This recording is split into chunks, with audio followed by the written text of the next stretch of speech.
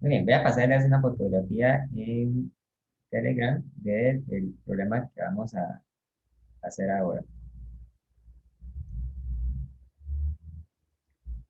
Voy a sacar una foto de un problema del libro que tengo, que es la novena edición del Survey. No es la décima edición que nosotros usamos comúnmente, sino la novena.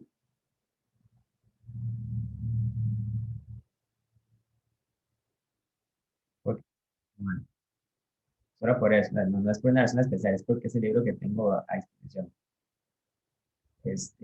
Muy bien, vamos a hacer la fotografía del problema 52 que les acabo de enviar. Dice así, un protón proyectado en la dirección positiva de X al interior de una región de un campo eléctrico uniforme E igual a -6 por 10 a la 5 en la dirección Y, Newton entre Coulomb. En el instante T sub 0, el protón recorre, bueno, punto, el protón recorre una distancia de 7 centímetros antes de llegar al reposo. Determine A, la aceleración del protón, B, su rapidez inicial, y C, el intervalo de tiempo en el cual el protón queda en reposo. Este tipo de problemas en los que hay un campo eléctrico constante y uniforme este, nos van a recordar mucho lo que ustedes vieron en este anterior acerca de partículas en movimiento rectilíneamente acelerado. Pues básicamente tenemos un campo eléctrico que apunta hacia la dirección de menos i, o sea, hacia la izquierda, ¿verdad? El campo eléctrico entonces se puede representar como un conjunto de flechas, ¿verdad? Que apuntan hacia la izquierda porque tienen dirección menos i. El campo eléctrico sería igual a -6,00 por 10 a la 5 en i Newton entre Coulomb. Entonces, el protón vendría a ser una partícula que entra a esta región, ¿verdad? Con una velocidad inicial.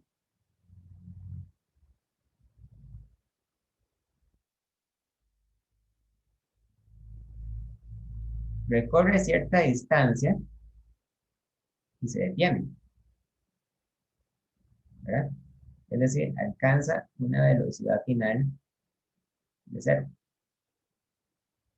Porque el campo eléctrico ejerce una fuerza sobre ella que lo empuja hacia la izquierda, ¿verdad? Entonces, en el caso del protón, nosotros tenemos que consultar en el libro los siguientes datos. En primer lugar, la carga eléctrica del protón, que es igual a más 1,6 por 10 a la menos 19 coulombs. Y el otro dato importante que hay que consultar es la masa del protón. La masa del protón es 1,67 por 10 elevado a la menos 27 kilogramos. Es una masa muy, muy pequeña. Cuando el protón entra a la región donde se encuentra el campo eléctrico, el protón va a experimentar entonces una fuerza hacia la izquierda, ¿verdad? Y esa fuerza es la fuerza eléctrica y es igual a la carga del protón multiplicada por el campo eléctrico ejercido sobre él. Por lo tanto, yo puedo utilizar la segunda ley de Newton y decir lo siguiente. La sumatoria de fuerzas en el eje X sobre el protón es igual a la masa del protón multiplicado por la aceleración del protón en X, ¿verdad? Y como la única fuerza que está actuando es precisamente la fuerza que se ejerce por el campo eléctrico, entonces yo tengo que la carga del protón multiplicada por el campo eléctrico es igual a la masa por la aceleración del protón. Podemos dejar la aceleración como una cantidad vectorial. Por lo tanto, la aceleración del protón va a ser igual a la carga del protón por el campo eléctrico dividido entre la masa. Es decir, es igual a 1.67, no, mentira, es igual a 1.6 por 10 a la menos 19 coulombs por menos 6.00 por 10 a la 5 newton entre coulomb dividido entre 1.67 por 10 a la menos 27 kilogramos. Todo esto tiene unidades de metro entre segundo a la 2. ¿Verdad? Eso es igual a, vamos a ver,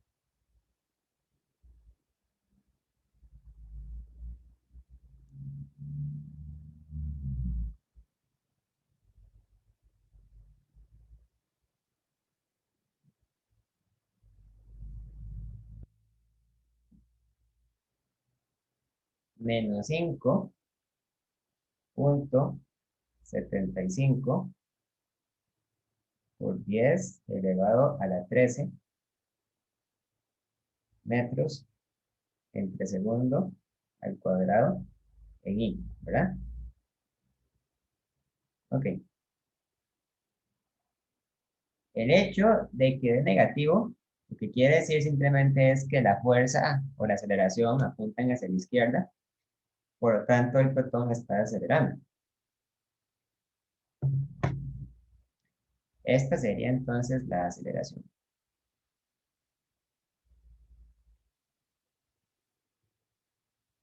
Y sería la respuesta a la parte A.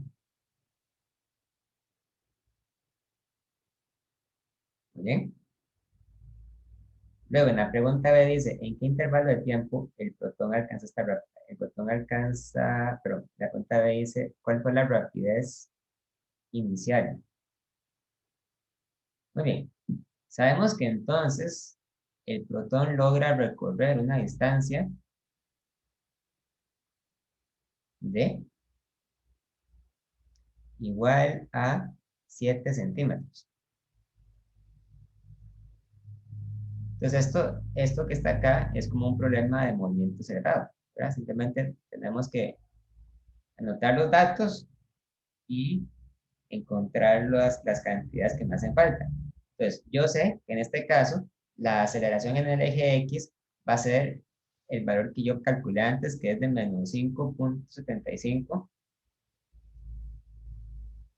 por 10 a la 13 metros entre segundo al cuadrado. Yo sé que la distancia es de 7 centímetros, o sea, 7.00 por 10 a la menos 2 metros. Y yo sé que la velocidad final es cero, porque porque el protón se está deteniendo, ¿verdad? Entonces, la pregunta sería, ¿cuál es la velocidad inicial? Bueno, hay que refrescar, ¿verdad? Nuestra memoria acerca de las fórmulas del movimiento acelerado. Podemos, por ejemplo, tomar esta fórmula que dice que la velocidad final al cuadrado es igual a la velocidad inicial al cuadrado más 2 veces aceleración por distancia y despejar aquí la velocidad inicial. Sería igual a la raíz cuadrada de la velocidad final al cuadrado menos 2 veces aceleración por distancia, más menos, ¿verdad? Bueno, realmente tiene que ser positiva porque la partícula, según nuestro dibujo, entra hacia la derecha, ¿verdad? Entonces es positiva. Raíz cuadrada de 0 al cuadrado menos 2 veces menos 5.75 por 10 a la 13 metros entre segundo al cuadrado por 7.00 por 10 a la menos 2 metros.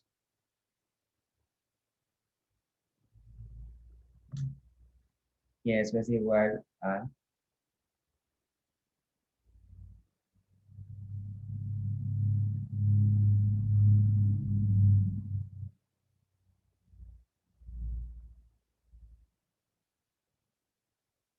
vamos a ver cuánto da,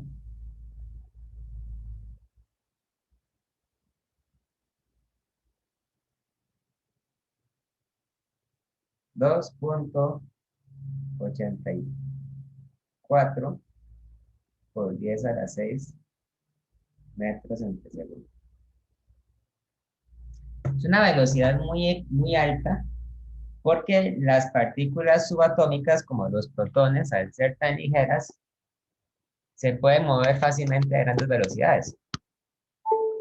Ahora, aquí yo quisiera compartir con ustedes un consejo acerca de cómo comprobar que nuestra respuesta tenga sentido. Una cosa muy importante que ustedes tienen que revisar es que las velocidades nunca pueden ser mayores a 3 por 10 a la 8 metros entre segundo, ¿verdad? ¿Por qué no? Porque esto que está aquí es la velocidad de la luz. Entonces, nosotros aún no hemos, ¿verdad?, llegado a la parte de relatividad especial. De hecho, ustedes van a ver ese tema muy brevemente cuando lleguen a física 3. Cuando lleguen a física 3 van a ver cuál es la justificación de esto, ¿verdad? Pero por ahora, simplemente tomemos como un hecho, tomemos como un límite, ¿verdad? Que las velocidades de las partículas no pueden ser nunca mayores a 3 por 10 a la 8 metros de segundo, porque eso quería decir que la partícula se está moviendo más rápido que la luz, ¿verdad? No puede suceder en la naturaleza. Entonces, si tiene una pregunta como esta, ustedes calculan la velocidad inicial y les da un número mayor que ese, es porque definitivamente hay algo que está incorrecto, ¿verdad? Algo que está mal y entonces hay que revisar nuestros cálculos para ver qué es. Una velocidad de 2,84 por 10 a la 6 metros de segundo, si bien es grande, es todavía muy pequeña comparada con la velocidad de la luz, ¿verdad? Es de hecho unas 100 veces más pequeña, más de 100 veces. Entonces esa es una respuesta válida, ¿verdad? Pero una respuesta que sea mayor que la velocidad de la luz, no, estaría incorrecta.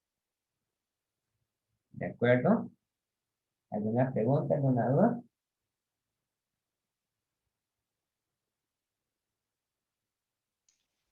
Profe, ¿Sí? entonces, bueno, el significado de por qué no pasa esto, lo vamos a ver en física 3, o sea, bueno, de por qué nada puede ser más rápido que la luz. Sí, claro, en física 3 van a estudiar relatividad especial. O sea, por ahora nada más, acéptenme este consejo de que revisen, ¿verdad? Que si ustedes ven que la velocidad es la más grande que la de la luz, es porque está mal, ¿verdad? Ok, Porque tiene que haber algo que está mal ahí, ok, perfecto. Gracias, profe. ¿ok? Y bueno, y la pregunta se dice, determina el intervalo de tiempo en el cual el protón queda en reposo. Entonces, igual tenemos para esta parte los datos, ¿verdad? Teníamos entonces que la distancia era de 7 por 10 a la menos 2 metros, que la aceleración era de menos 5,75 por 10 a la 3. O sea, la aceleración sí puede ser muy grande, ¿verdad? Lo que no puede ser demasiado grande es la velocidad. Velocidad final, cero. Velocidad inicial, ahora sabemos que es de 2,84 por 10 a la 6. Y nos piden averiguar el tiempo. Para averiguar el tiempo, pues tenemos que utilizar alguna fórmula de movimiento acelerado. Por ejemplo, podemos decir velocidad final es igual a velocidad inicial más a por t. Entonces, tiempo es igual a la velocidad final menos la velocidad inicial entre aceleración.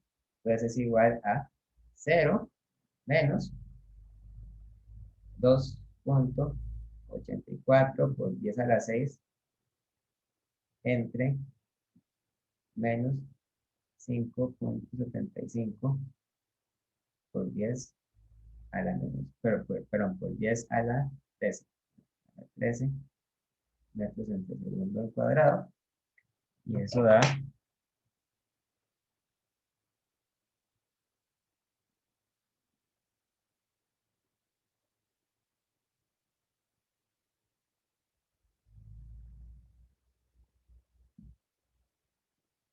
4.94 por 10 a la menos 8 segundos. O sea, es un tiempo eh, que es demasiado pequeño, ¿verdad? Al menos para la experiencia humana es un tiempo muy, muy pequeño y muy difícil de medir. Pero ahí está. ¿Ok?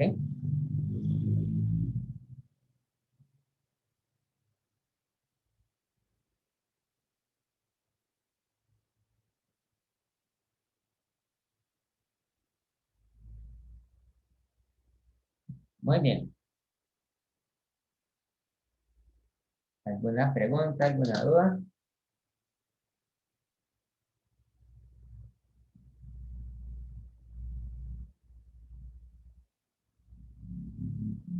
Parte todo bien, gracias.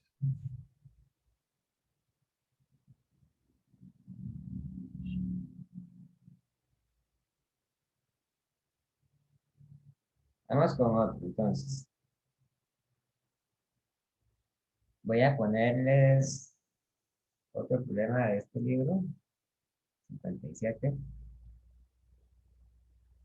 Ya lo mandé. Dice, un protón se mueve a 4.50 por 10 a la 5 metros entre segundo en dirección horizontal y entra en un campo eléctrico vertical uniforme con magnitud de 6.9, perdón, de 9.60 por 10 a la 3 newton entre coulomb.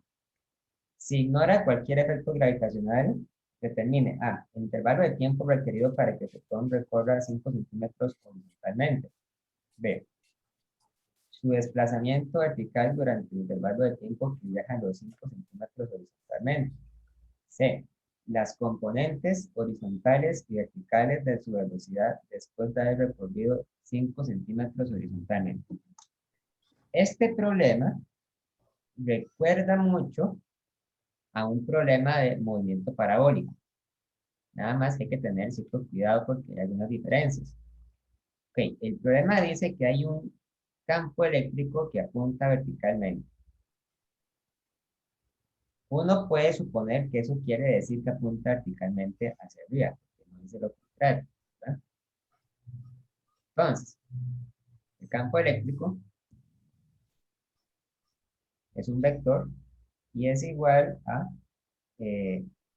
9.60 por 10 elevado a la 3 newton entre coulomb J, ¿verdad? Y el protón entra viajando horizontalmente. Y viaja con una velocidad inicial muy grande, que es de 4,50 por 10 a la 5 metros entre segundos. Claro, entonces el protón entra, ¿verdad? Horizontalmente, pero tan pronto ingresa a la región donde está el campo eléctrico, va a empezar a experimentar una fuerza eléctrica hacia arriba. Y esa fuerza eléctrica, como ya sabemos, es igual a la carga del protón multiplicada por el campo eléctrico. Entonces, ¿qué va a pasar? Que el protón va a empezar a acelerar hacia arriba, pero también va a continuar con su movimiento horizontal. Entonces, va a escribir una parábola, ¿verdad?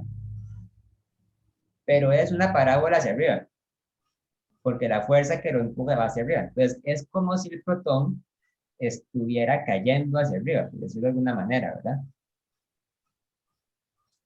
Ahora, en este caso, nos piden que ignoremos la fuerza gravitacional. Eso se puede hacer porque la fuerza gravitacional del fotón es muy pequeña comparada con la fuerza eléctrica.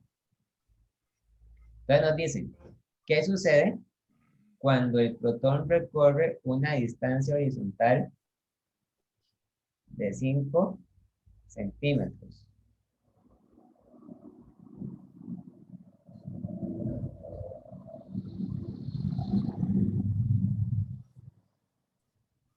Bueno, el protón se va a encontrar acá, en algún lugar ahí, ¿verdad?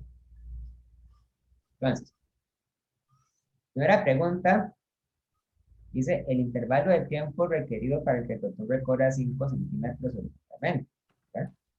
Bueno, observen que el protón es una partícula a la que se le puede aplicar la segunda ley de Newton.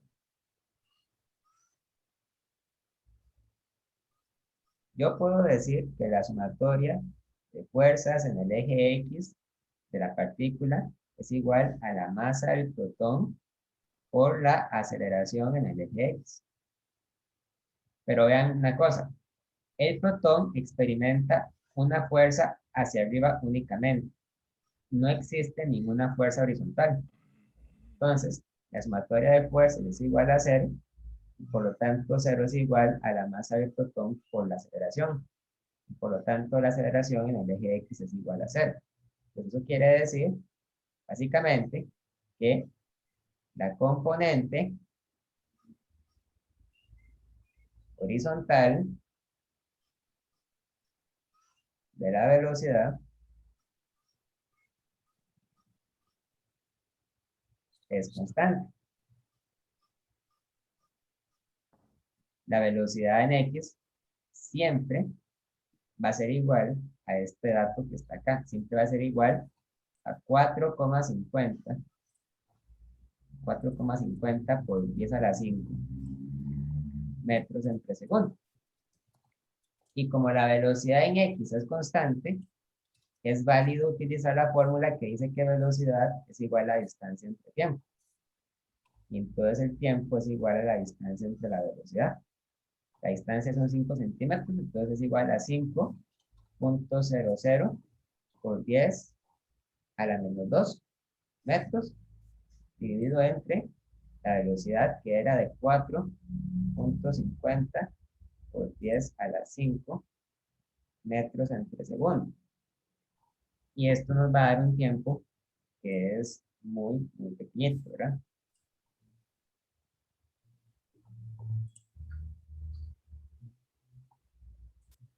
El tiempo es 1.11 por 10 a la menos 7 segundos.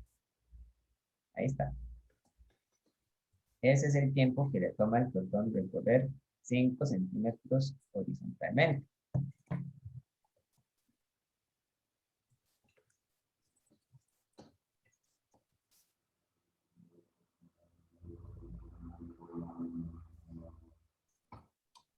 Vean que yo ahora puedo hacer la segunda ley en el eje Y. La sumatoria de fuerzas en el eje Y es igual a la masa por la aceleración en el eje Y. Claro que en el eje Y sí hay una fuerza. La fuerza es igual a la carga del protón por el campo eléctrico. Es igual a la masa del protón por Y. Y por lo tanto, la aceleración en el eje Y es igual a la carga del protón por el campo eléctrico dividido entre la masa.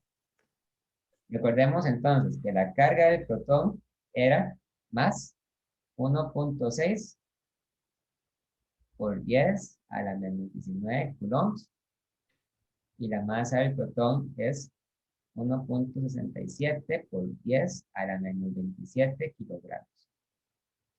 Entonces esta aceleración es igual a 1.6 por 10 a la menos 19 coulombs por el campo que es igual a 9.6 por 10 a la 3 newton entre coulomb dividido entre la masa del botón, que es 1.67 por 10 a la menos 27 kilogramos.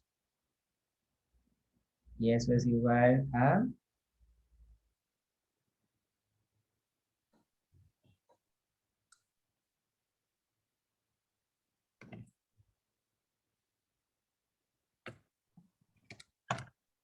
casi 9, bueno, casi igual a 9.20 por 10 a la 11 metros entre segundo al cuadrado.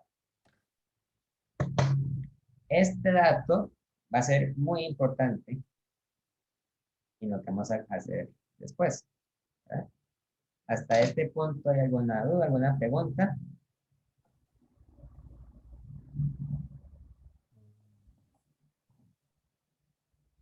Todo bien, profe. Está bien, muy bien. Entonces, la pregunta B dice, determine el desplazamiento vertical durante el intervalo de tiempo que viaja los 5 los 5 centímetros horizontalmente. Entonces, la pregunta B se refiere a determinar, entonces, cuál fue el desplazamiento vertical. O sea, esto, ¿verdad? Este desplazamiento. Entonces, realmente, esto se resuelve casi que igual a como ustedes resolverán un problema de caída libre o un problema de momento parabólico, ¿verdad? Vean que cuando la partícula entra en la zona donde está el campo eléctrico, entra horizontal, ¿verdad? Entra hacia esta dirección. Entonces, podríamos decir que la velocidad inicial en el eje Y es cero, ¿verdad? Fácilmente. Entonces, eso nos da una serie de datos que nos permite calcular el desplazamiento vertical. Por ejemplo, sabemos entonces que la velocidad inicial en Y es cero. Sabemos que la aceleración en Y es conocida y es igual a 9.20 por 10 a la 11 metros entre segundo al cuadrado. Porque ese fue el resultado que obtuvimos anteriormente. Y ahora, sabemos que para recorrer los 5 centímetros horizontales, la partícula necesitó un tiempo de 1.11 por 10 a la menos 7 segundos. Entonces, el tiempo sería 1.11 por 10 a la menos 7 segundos. ¿Cómo calculamos entonces el desplazamiento horizontal? Bueno, lo que haríamos sería utilizar una versión modificada de las fórmulas de caída libre. Podríamos decir que el y final menos el y inicial sería igual a la velocidad inicial en y por el tiempo más un medio de aceleración en y por tiempo al cuadrado. Esta es exactamente la misma fórmula de caída libre, nada más que la diferencia sería que yo cambio la gravedad por y y le pongo un más, un positivo, porque digamos, tomando en cuenta el hecho de que la partícula está acelerando hacia arriba y no está acelerando hacia abajo como haría si esto fuera una situación de caída libre común y corriente, ¿verdad? Entonces, el desplazamiento vertical sería 0 por el tiempo, que sería 0 por 1.1 por 10 eh, a la menos 7 segundos, más un medio de 9.20 por 10 a la 11 metros entre segundo al cuadrado por el tiempo que es 1.11 por 10 a la menos 7 segundos al cuadrado. Esto se cancela porque es igual a 0, ¿verdad? Y entonces, el desplazamiento vertical del taller, digamos, podríamos llamarlo, sería igual a,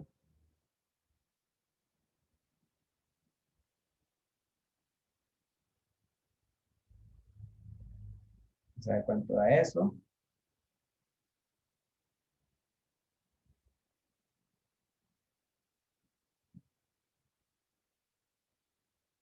5.67 por 10 a la menos 3 metros. O sea, 5.67 milímetros. Esa sería la respuesta de la parte B. Que la partícula, un protón, recorre verticalmente 5.67 por 10 a la menos 3 metros. O sea, es una distancia pequeñita, pero igual, tomen en cuenta que es una distancia que sigue siendo muy grande cuando se compara con el tamaño nanoscópico del protón, ¿verdad?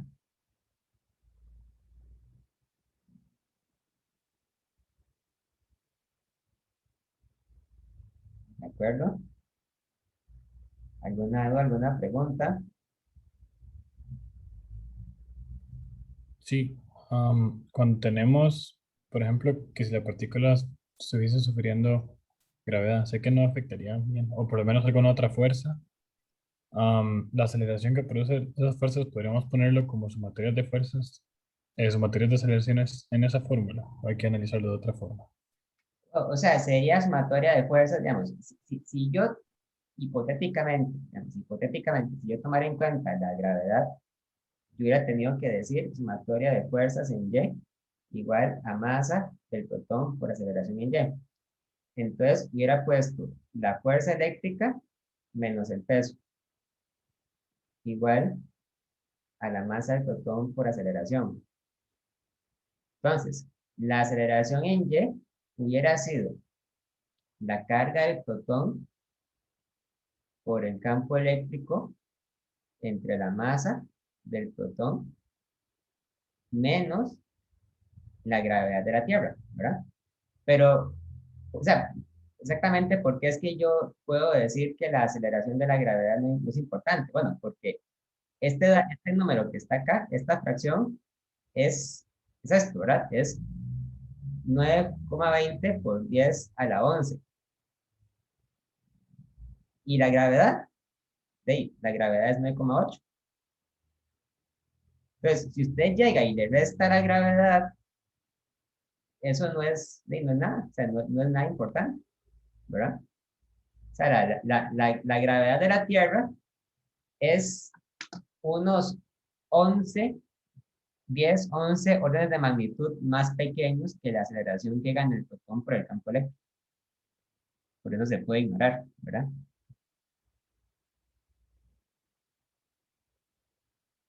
Ok, sí, de hecho, eso me di cuenta justo cuando lo dijo, que hay que hacer sumatoria de fuerzas, y como, cierto. Es que, Eh, digamos, no sería sumatoria de aceleraciones, digamos, no sería lo correcto decirlo así, lo correcto sería sumatoria de fuerzas. Vea que interesantemente usted divide entre la masa, este término, pero el de la gravedad queda sin la masa, ¿verdad? Entonces, hay que tener cuidado con eso, con la masa, hay que ver dónde se elimina y dónde no. ok, ok, ¿Sí? gracias. Bueno, no, pero es una buena pregunta, es una buena pregunta y pensar por qué es que yo puedo asumir que se puede ignorar. Bueno, es que es por eso. ¿No? Ok, y luego dice, bueno, y dice, y determina las componentes horizontales y verticales de su velocidad después de haber recorrido los 5 centímetros horizontalmente. Bueno, lo que nos piden encontrar en la parte C es la velocidad final en X y la velocidad final en Y. Para calcular la velocidad final en X no hay que hacer nada, porque la velocidad en X no cambia. Entonces, la velocidad final en X es igual a la velocidad inicial en X. Es igual a 4,50 por 10 a la 5, ¿verdad? Metros entre segundos. Pues ahí para que quede claro de dónde viene esto, es porque la velocidad en X es constante, al igual que lo es en un problema de movimiento parabólico. La que no es constante es la velocidad en Y. Pues para calcular la velocidad final en Y, hay que volver a anotar nuestros datos, ¿verdad? Tenemos que velocidad inicial en y 0, tenemos que la aceleración en y es de 9.20 por 10 a la 11 metros entre segundo al cuadrado. Tenemos que eso toma un tiempo de 1.11 por 10 a la menos 7 segundos y tenemos que el delta y, ya lo calculamos, es 5.67 por 10 a la menos 3 metros. Es decir, tenemos más datos de los que son estrictamente necesarios para calcular la velocidad final en y. Así que eso quiere decir que hay varias formas distintas de calcularlo, ¿verdad? Entonces, eh, la forma más fácil, la fórmula más sencilla sería tomando, por ejemplo, esta, diciendo que la velocidad final en y es igual a la velocidad inicial en y más a por t. Entonces sería 0 más 9,20 por 10 a la 11 por 1.11 por 10 a la menos 7 segundos. Entonces la velocidad final en y es igual a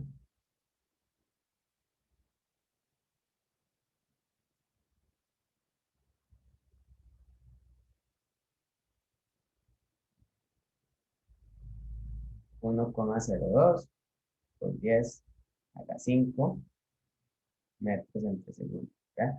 Igual ahí rápidamente ustedes chequean que esta velocidad no les haya dado más grande que la velocidad de la luz.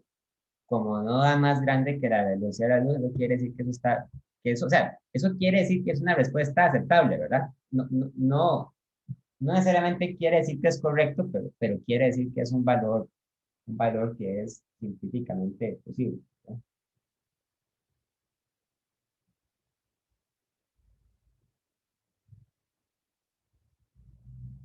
Muy bien.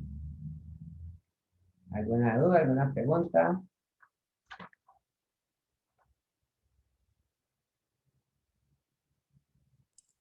Todas las fórmulas de la aceleración y eso están en el capítulo 4, creo.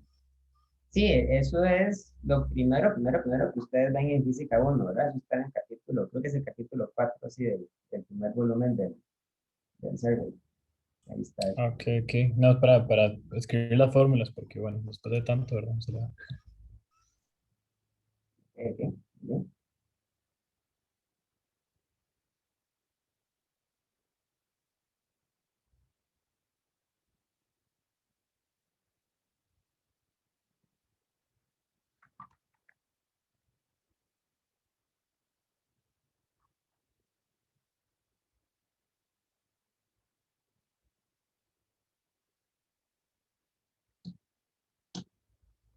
Muy bien. Voy a pasarles otra pregunta, otro problema para resolver.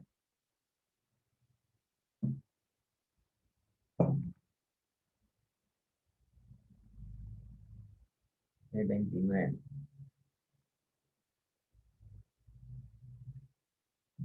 Dice, en la figura determina el punto que no sea el infinito donde el campo eléctrico es cero. ¿Ok? ¿Qué quiere decir eso?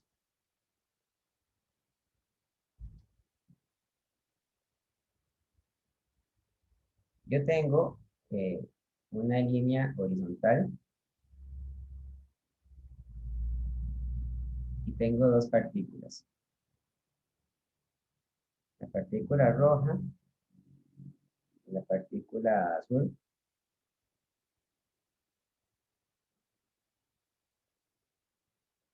La partícula azul es negativa. La partícula roja es positiva. La partícula azul, yo la puedo llamar la carga Q1 y es igual a menos 2,50 por 10, bueno, por 10 a la menos 6 coulombs. Y la carga Q2 es igual a 6 por 10 a la menos 6 coulombs. Y la separación entre las dos cargas es igual a 1 metro. Entonces la pregunta dice, ¿en qué punto el campo eléctrico es cero? Que no sea el infinito. ¿Ok? Entonces, como las partículas están colocadas sobre una línea, sobre un eje horizontal, yo puedo establecer un sistema de coordenadas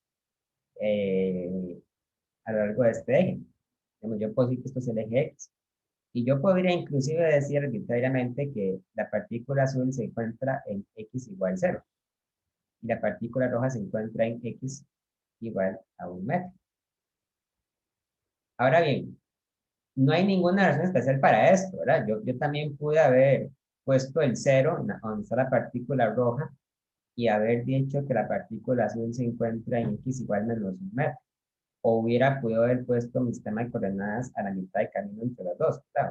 O de cualquier otra manera. Eso es arbitrario y no tiene no tiene mayor importancia en la resolución de este ejercicio. Entonces, ¿en qué puntos el campo eléctrico es cero? Bueno, una respuesta obvia hubiera sido que yo hubiera prolongado esta línea, ¿verdad? Hubiera dicho, bueno, cuando la distancia es muy grande, cuando tiende al infinito, ¿verdad? Entonces vamos a estar tan lejos de las dos partículas que ahí el campo eléctrico tiende a cero, ¿verdad? O sea, tiende a cero únicamente porque estamos a una distancia muy larga de las dos partículas. Y eso es cierto, ¿verdad? Pero eso es una solución trivial. Digamos, es trivial porque no hay que hacer ningún cálculo para demostrarlo. Hay un lugar especial donde el campo eléctrico es cero y que no está infinitamente lejos de las dos partículas.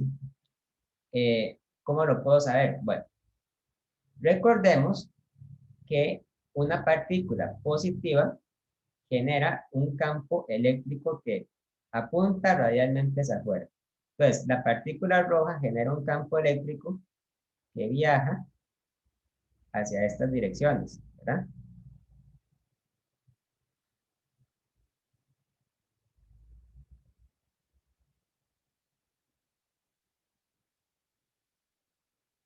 La partícula azul genera un campo eléctrico que viaja hacia estas direcciones.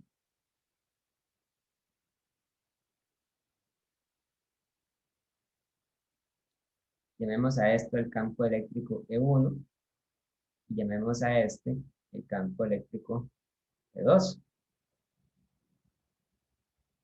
Entonces, ¿qué ocurre? Bueno, observen que en la región que se encuentra entre las dos partículas, el campo eléctrico E1 apunta hacia la derecha y el campo eléctrico E2 apunta hacia la izquierda, ¿verdad?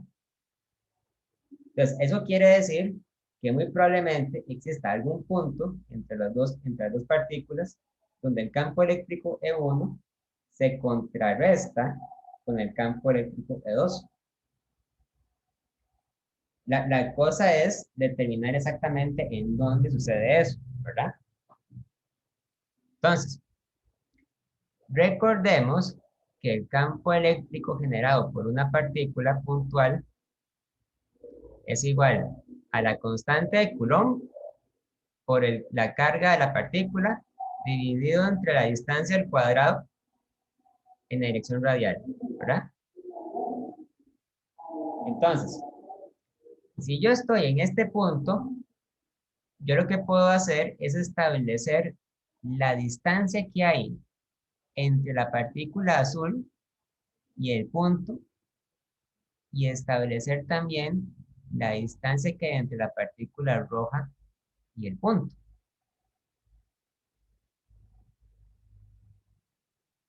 Entonces, a la distancia que hay entre la partícula azul y el punto la puedo llamar X. Y a la distancia que hay entre la partícula roja y el punto la voy a identificar como 1 menos X, ¿verdad? sea, esto tiene que ser X, esto tiene que ser 1 menos X para que la suma de los dos dé igual a 1 metro, porque esa es la distancia que hay entre las dos partículas.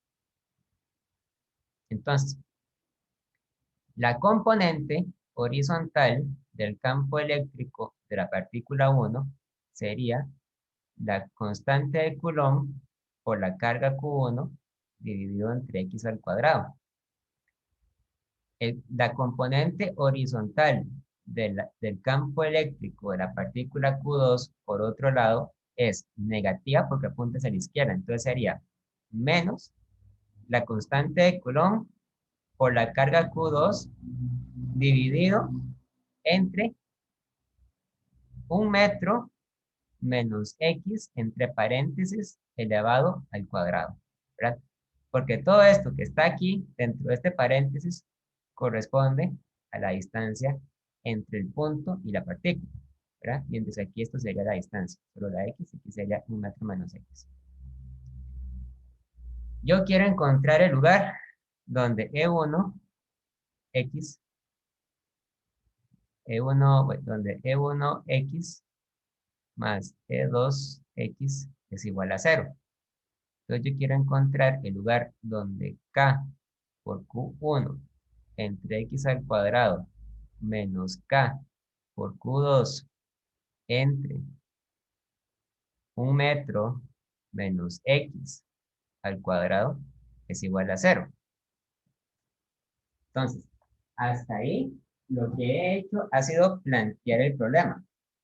Ahora lo que debo hacer es encontrar una solución para ese valor de X.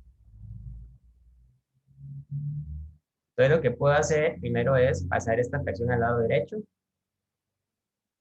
Puedo decir que K por Q1 entre X al cuadrado es igual a K por Q2 entre 1 metro menos X al cuadrado. Puedo sacar factor común las K's y cancelarlas. Y después lo que puedo hacer es mandar esta X a multiplicar y mandar este paréntesis a multiplicar. Entonces tendría Q1 por 1 metro menos X al cuadrado igual a Q2 por X al cuadrado. ¿Ok? Y cuando llego a esta ecuación, tengo que preguntarme entonces qué sería lo más conveniente de hacer después, ¿verdad? Ahora, una cosa que yo podría hacer en este problema, podría ser, por ejemplo, expandir este paréntesis usando la fórmula general de a más b al cuadrado igual a al cuadrado más 2ab más b al cuadrado. Si hiciera eso, me quedaría un término con x al cuadrado, me quedaría un término con x a la 1 y me quedaría un término sin x. Por lo tanto, estaría llegando a una ecuación cuadrática. Y para resolverla tendría que utilizar la fórmula general, ¿verdad? Que se puede hacer, pero es un poquillo largo y tedioso y tal vez sea bueno evitar hacer ese tipo de cálculos. Otra cosa que yo podría hacer sería simplemente agarrar esta ecuación y sacarle raíces. Y así me quedo con una fórmula que ya no es cuadrática, sino que es una fórmula de primer orden. Pero, si yo saco raíces, tengo que ser cuidadoso porque las raíces pueden ser positivas o pueden ser negativas. Entonces, a lo que me refiero es a lo siguiente. Yo tengo Q1 por 1 metro menos X al cuadrado igual a Q2 por X al cuadrado. Entonces, el primer caso sería cuando yo pongo que la raíz cuadrada de Q1 por 1 metro menos X es igual a más raíz cuadrada de Q2 por X, ¿verdad? Ahí lo que hice fue sacarle raíz cuadrada a todos los términos. Y dejé esto como positivo. De esa forma, yo puedo decir, entonces, que la raíz cuadrada de Q1 por 1 metro es igual a la raíz cuadrada de Q2 por X menos la raíz cuadrada de Q1. Ah, no, más, pero más la raíz cuadrada de Q1 por X. Y finalmente, podría decir que X es igual a la raíz cuadrada de Q1 por 1 metro dividido entre la raíz cuadrada de Q2 más la raíz cuadrada de Q1. Y eso sería igual a la raíz cuadrada de Q1, que Q1 habíamos dicho que era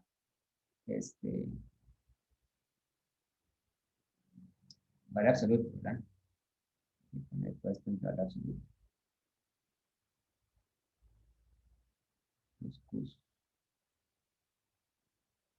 Profe, una pregunta.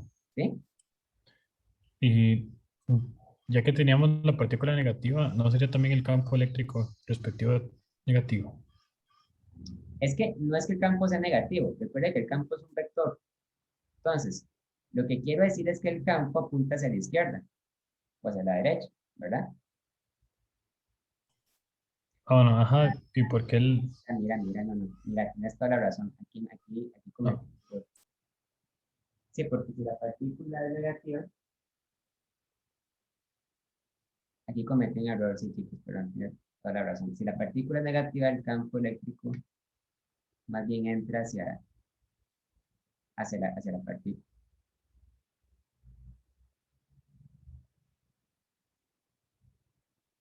El campo tenía que haber ido hacia esta dirección.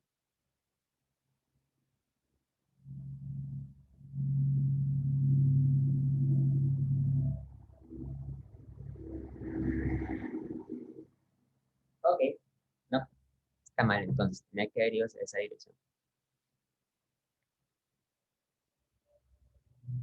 Muy bien.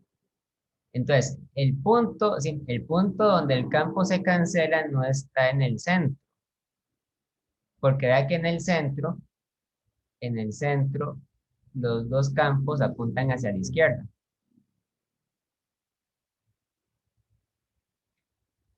El lugar donde el campo eléctrico podría ser neutro puede ser que se encuentre a la derecha la partícula roja o a la izquierda la partícula azul.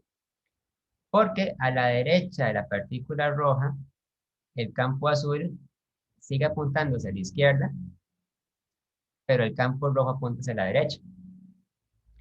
Y más allá de la izquierda de la partícula azul, el campo azul apunta hacia la izquierda, hacia la derecha, perdón, y el campo rojo apunta hacia la izquierda. Entonces, sí, lo que quiere decir es que eh,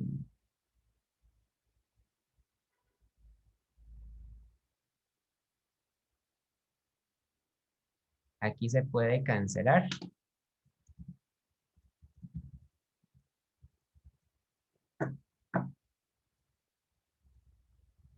Aquí no se puede cancelar.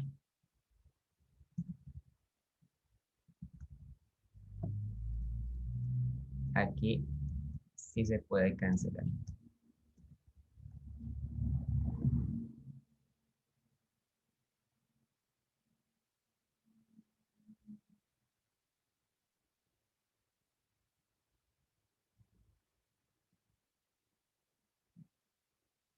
Sí, dividiendo, digamos, el espacio entre regiones. Hay una región donde no se cancela y hay dos regiones donde sí se cancela. Sí, ya vi que me pusieron en los comentarios que el campo apunta hacia ella. Ustedes tienen toda la razón, sí, ahí me haya equivocado.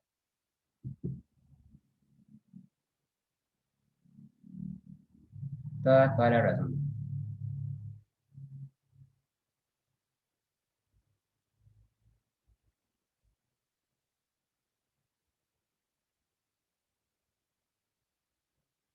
Lo que sucede es que a pesar de que hice el dibujo mal, el planteamiento que hice está bien. O sea, la ecuación que hice sigue siendo válida.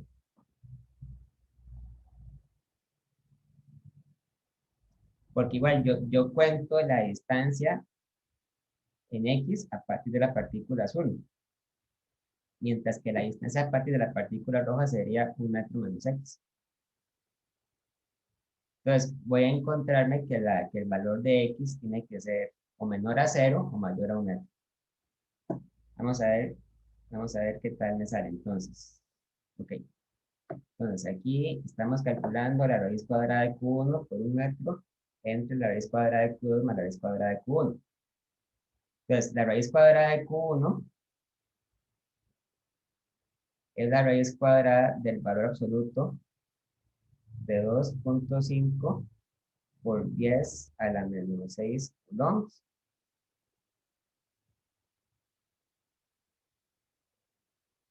Ahí no importa que sea negativo, nada más vamos a ver toda esta cantidad por 1 metro.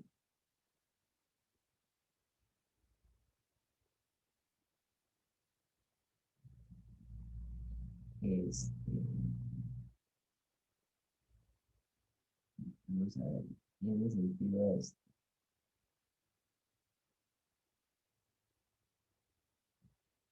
Déjenme revisar nada más.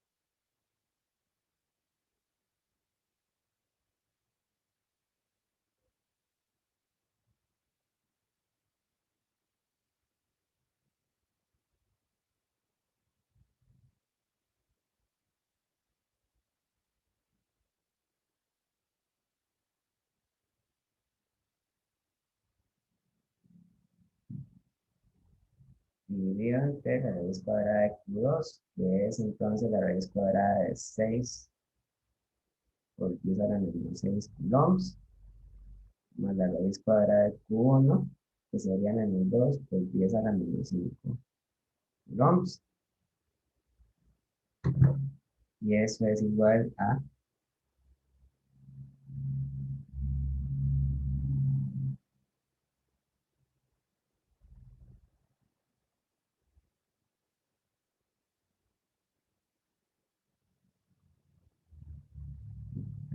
10 a la menos 6. Eso es igual a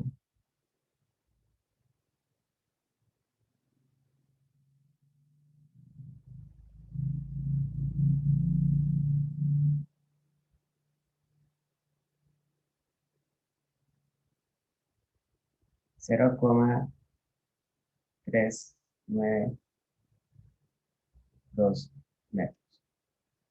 Ok.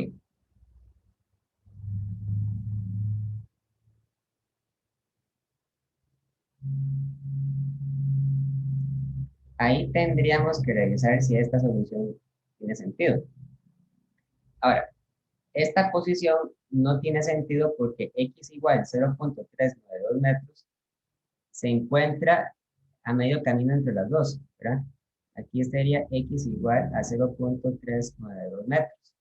Entonces, esta solución no es posible porque en esta región los dos campos apuntan hacia la izquierda y por lo tanto no se cancelan. Entonces, esta solución no se puede. Alguien me preguntó, ¿se puede haber planteado 1 más x y x? Ok, así como está, no, porque la distancia que hay entre cualquier punto y la partícula roja, digamos, si yo el punto, por ejemplo, lo ubico en este lugar, esta distancia sería igual a 1 metro menos x, no más x. ¿Por qué menos x? Porque la x yo la empiezo a contar a partir de la partícula azul, ¿verdad?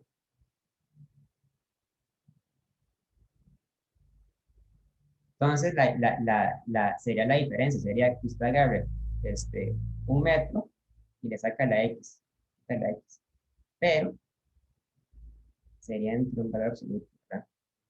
Y quede positiva la distancia. La diferencia con respecto a la partícula roja. Profe, una pregunta. Ajá. Y digamos, por hablar de raíces en cuanto a los, bueno, como tenemos x cuadrado y todo, ¿no podríamos también decir que podamos ir a menos 0,392 y poder decir que ahí está el punto donde se hace eso? Ok. El otro punto, o sea, es que el punto se calcula con el siguiente caso. Este era un caso, ¿verdad? Ahora, el siguiente caso es que yo agarré la fórmula original, que era Q1 por un metro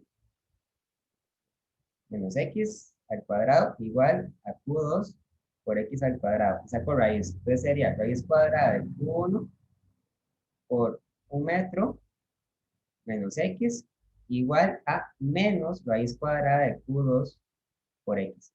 La diferencia es que ahora toma en cuenta que esta raíz es negativa, porque puede ser negativa, ¿verdad? Entonces, cuando yo resuelvo para encontrar X, tengo que la raíz cuadrada de Q1 por un metro es igual a la raíz cuadrada de Q1 por X menos la raíz cuadrada de Q2 por X. Y entonces X es igual a la raíz cuadrada de Q1 por un metro entre la raíz cuadrada de Q1 menos la raíz cuadrada de Q2. Esto es casi lo mismo que hicimos antes, nada más que en lugar de poner un más, pongo un menos abajo. Entonces, esto es igual a la raíz cuadrada absoluto de menos 2.5 por 10 a la menos 6 coulombs por un metro dividido entre la raíz cuadrada de menos 2.5 por 10 a la menos 6 coulombs menos raíz cuadrada de 6 por 10 a la menos 6 coulombs. Nos va negativo, de hecho, va negativo. Eso es igual a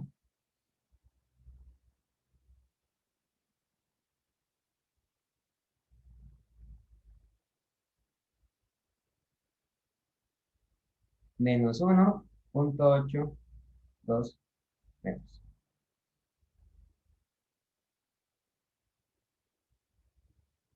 El hecho de que X haya dado negativo lo que quiere decir es que ese punto en cuestión se encuentra a la izquierda de la partícula azul. Aquí está X igual a menos 1.82 metros. Ese punto se encuentra en una región donde el campo eléctrico azul apunta hacia la derecha y el campo eléctrico rojo apunta hacia la izquierda. Entonces, este sí puede ser.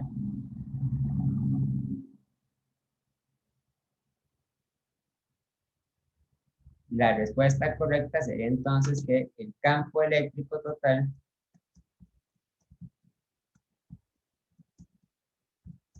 se cancela a 1.82 metros a la derecha, a la izquierda, perdón, a la izquierda de la partícula azul.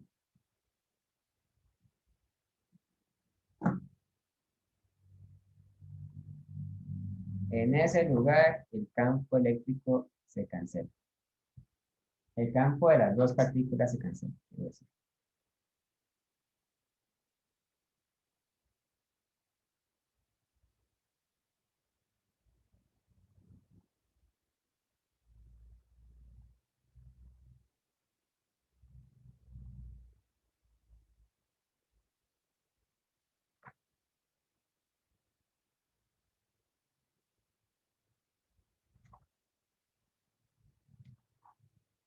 ¿Ok? Si ahí me disculpan, perdón por el error que cometí antes, pero a esa debe ser la respuesta. ¿Alguna pregunta, alguna duda?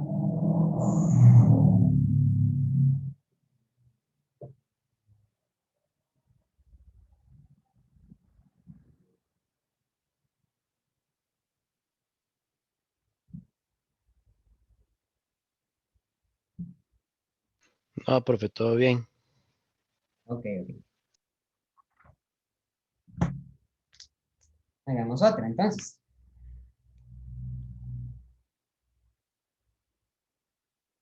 Hagamos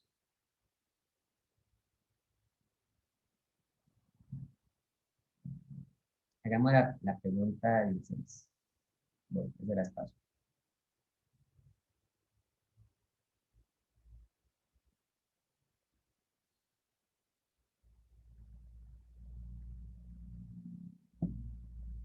Dice, dos pequeñas esferas metálicas, cada una de masa m igual a 0,2 gramos, están suspendidas como péndulos por cuerdas ligeras de longitud L, como se muestra en la figura.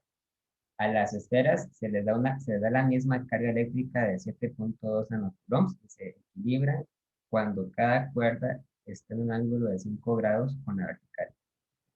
¿Qué tan largas son las cuerdas? Ok.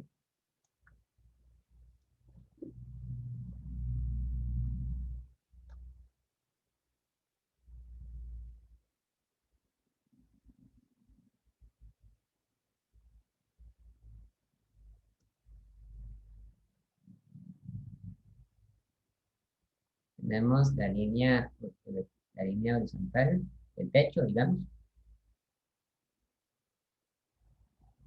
una línea vertical. Tenemos las dos cuerdas.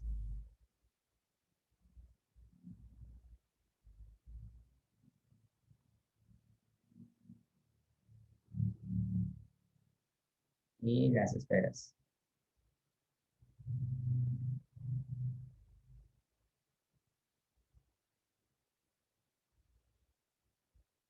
Cada una de las cuerdas mide un largo L.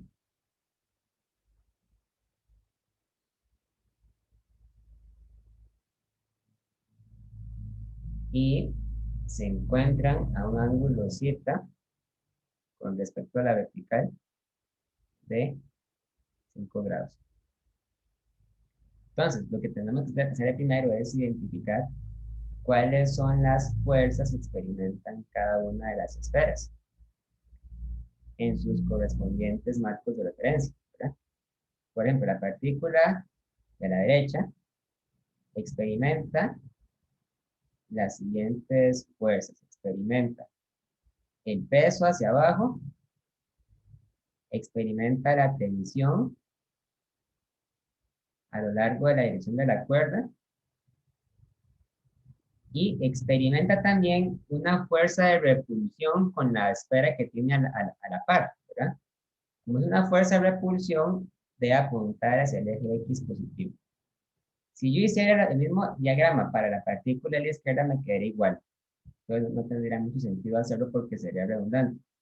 Entonces yo tengo en el eje X y en el eje Y lo siguiente. Tengo el peso, tengo la tensión y tengo la fuerza eléctrica. La fuerza eléctrica se determina a partir de la separación que hay entre las masas. Sería este largo de acá, ¿verdad? Entonces, parte del problema, digamos, parte de la gracia de este problema es relacionar esta distancia con el largo de las cuerdas, ¿verdad?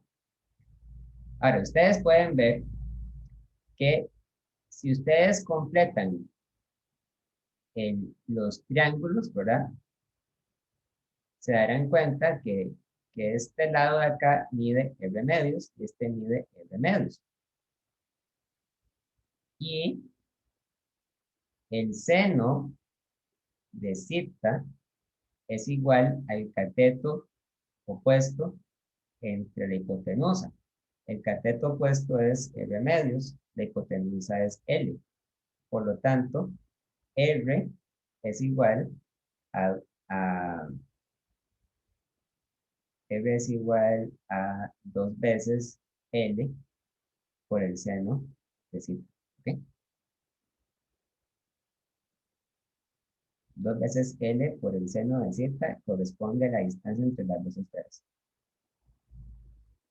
Y la fuerza eléctrica es igual a K por la carga Q de una partícula por la carga Q de la otra partícula dividido entre al cuadrado.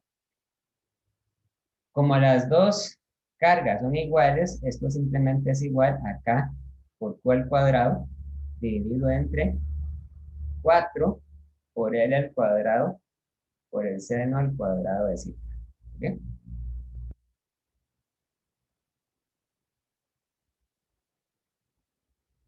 notar eso.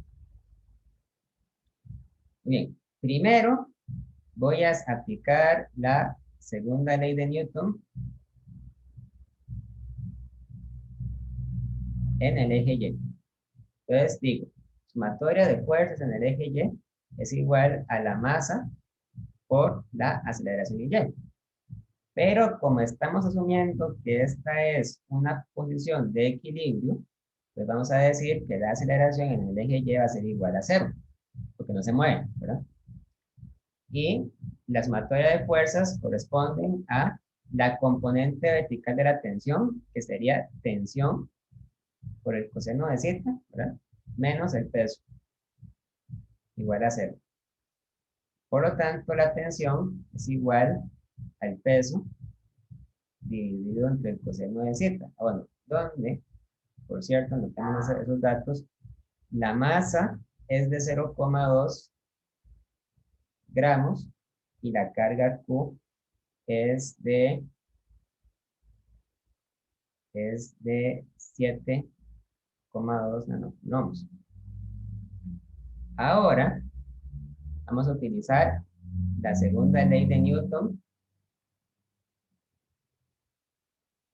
en el eje X. En el eje X yo tengo que la sumatoria de fuerzas en X es igual a la masa por la aceleración en X. De igual forma, como las partículas no se mueven, esta aceleración tiene que ser igual a 0. Entonces sería la fuerza eléctrica menos la componente horizontal de la tensión, que sería tensión por el seno de zeta igual a 0, ¿verdad?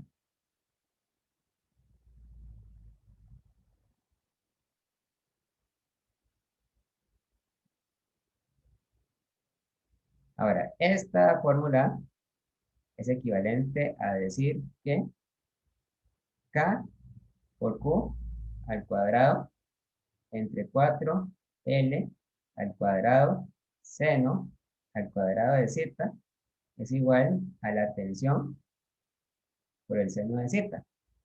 Y la tensión era igual a esto. Entonces, esto es equivalente a decir que K por Q al cuadrado entre 4L al cuadrado seno al cuadrado de zeta es igual a mg entre el coseno de zeta por el seno de zeta. Entonces, esa es la ecuación que tenemos que resolver para encontrar el valor de L. Vamos a continuarla en la siguiente pizarra. K por Q al cuadrado entre 4L al cuadrado seno al cuadrado de zeta es igual a mg entre cos de zeta seno de zeta.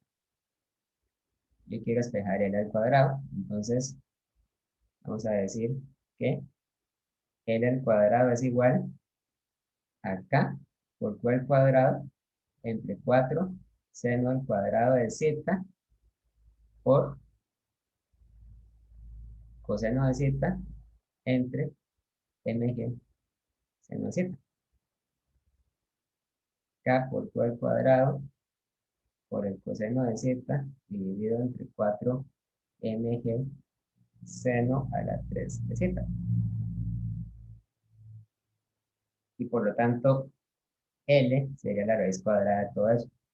Raíz cuadrada de K por Q al cuadrado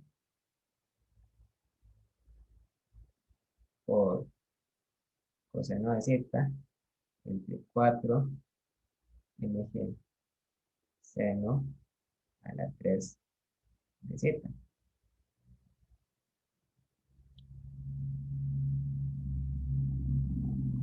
9 por 10 a la 9 newton por metro al cuadrado entre coulomb al cuadrado por carga a la 3, que sería entonces 7.2 nanocoulombs. Sería 7.2 por 10 a la 9 coulombs al cuadrado por el coseno de 5 grados. Hay que ponerlo en grados, ¿verdad? Dividido entre 4, M. M es 0.2 grados, 2 gramos, entonces es 0.2 por 10 a la menos 3 kilogramos por la gravedad, que es 9,8 metros entre segundo a la 2 por el seno a la 3 de 5 grados.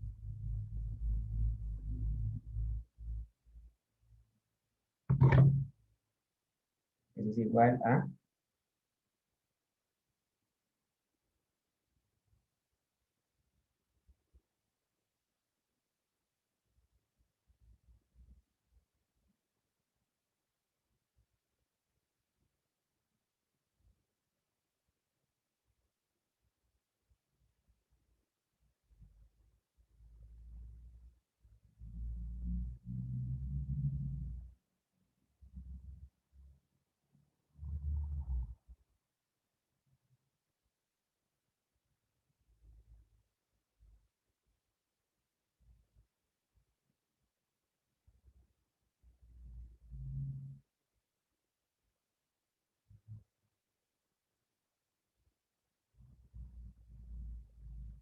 0.30 metros, o sea, 30 centímetros. Es lo que debe medir cada una de las pruebas.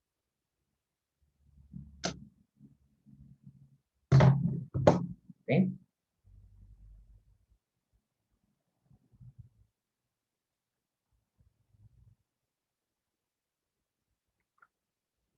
¿Alguna pregunta, alguna duda?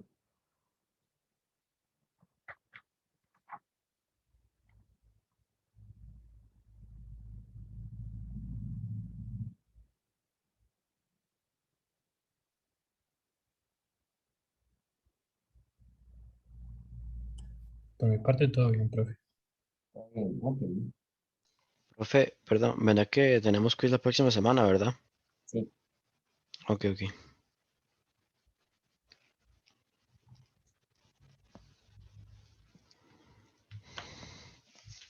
Bueno, hagamos otra preguntilla vacilona que me encontré en este capítulo.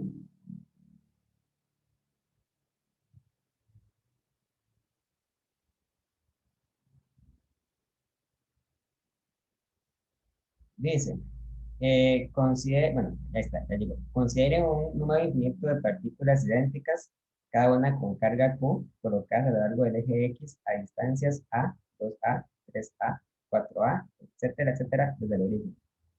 ¿Cuál es el campo eléctrico en el origen de esta distribución? Sugerencia, es el hecho de que, entonces ahí nos dan una serie, una serie de matemática, una serie de Taylor, digamos, que dice que 1 más 1 entre 2 al cuadrado, más 1 entre 3 al cuadrado, más 1 entre 4 al cuadrado, y ahí sigue, ¿verdad? Más 1 entre 5 al cuadrado, 1 entre 6 al cuadrado, etcétera. Todo eso converge a pi al cuadrado entre 6. Eso es una identidad que ustedes pueden demostrar después en un curso de matemáticas, pero que vamos a utilizar para resolver este problema. Y vamos a ver de qué nos sirve conocer esa fórmula. Pues en este problema, nosotros tenemos un sistema de referencia y tenemos varias partículas infinitas separadas, cada una de ellas por una distancia A. En cierta forma, esto se parece mucho a una estructura de un cristal. Por ejemplo, un sólido cristalino es un material que tiene partículas ubicadas a intervalos regulares entre sí, ¿verdad? Entonces, esta distancia es A, esta distancia es A, esta distancia es A, esta distancia es A, esta distancia es A, esta distancia es A, esta distancia es A, etcétera, etcétera. A, A, A, A, A, A, A, A. Y cada una de estas partículas tiene una carga eléctrica Q.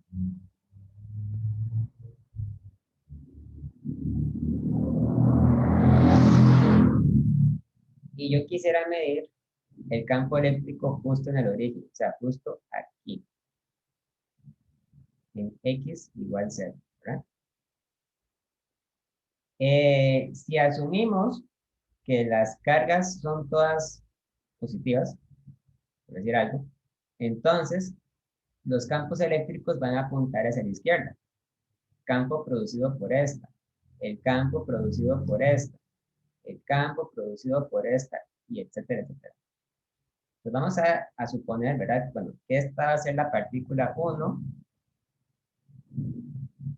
esta va a ser la partícula 2, esta la 3, 4, 5, 6, 7, 8. Y ahí sigue, ¿verdad? Entonces, la partícula 1 genera un campo eléctrico que va a ser igual a la constante de Coulomb por la carga de la partícula dividido entre la distancia que hay entre el origen y la partícula, que es A al cuadrado, ¿verdad? Y como apuntes a la izquierda sería por menos I. La partícula 2 genera un campo eléctrico 2 que es igual a la carga por la constante de Coulomb dividido entre el cuadrado de la distancia entre la carga y el origen, que entonces sería igual a 2 veces A al cuadrado menos I, ¿verdad? Esto es menos K por Q entre 4A al cuadrado I. La partícula 3 genera un campo eléctrico que es la constante de Coulomb por la carga dividido entre 3 veces A al cuadrado menos I. Y esto es, entonces, menos K por Q entre 9 al cuadrado en I, ¿verdad? Etcétera, etcétera. Entonces, el campo total es igual al campo 1 más el campo 2 más el campo 3 más el campo 4 y ahí sigue, ¿verdad? El campo 1 es menos K por Q entre A al cuadrado e I. El campo 2 es menos K por Q entre 2 al cuadrado A al cuadrado I. El campo 3 es menos K por Q entre 3 al cuadrado A al cuadrado I. El campo 4 es menos K por Q entre 4 al cuadrado A al cuadrado I. Y ahí sigue, ¿verdad? Entonces, lo que uno hace es sacar factor común el menos K por Q entre A al cuadrado I. Y lo que le queda aquí es entonces 1 más 1 entre 2 al cuadrado más 1 entre 3 al cuadrado más 1 entre 4 al cuadrado, 1 entre 5 al cuadrado, etcétera, etcétera. Entonces, la gracia del problema es que todo esto que está dentro de este paréntesis grande tiene que ser igual a pi al cuadrado entre 6. Entonces, el campo total es igual a menos pi al cuadrado entre 6k por q entre a al cuadrado en i. Y esa sería la solución. Entonces, es un uso de esa serie de matemáticas en un problema de física.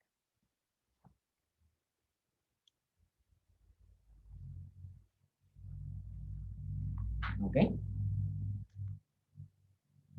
¿Alguna duda, alguna pregunta?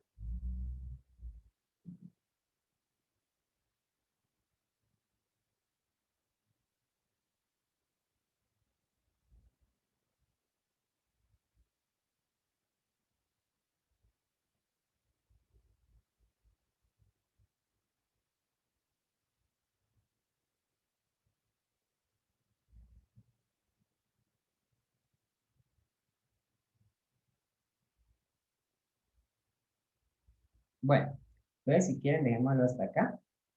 La otra semana empezamos con el siguiente tema que es el de distribuciones continuas de campos eléctricos y ley de Gauss. Un tema muy bonito, pero hay que tener mucho cuidado. Hay que usar muchas integrales para ese tema. Entonces nos veríamos hasta el otro martes. No sé si tienen alguna duda, si no, vemos hasta acá. No, profe, muchas gracias, más bien.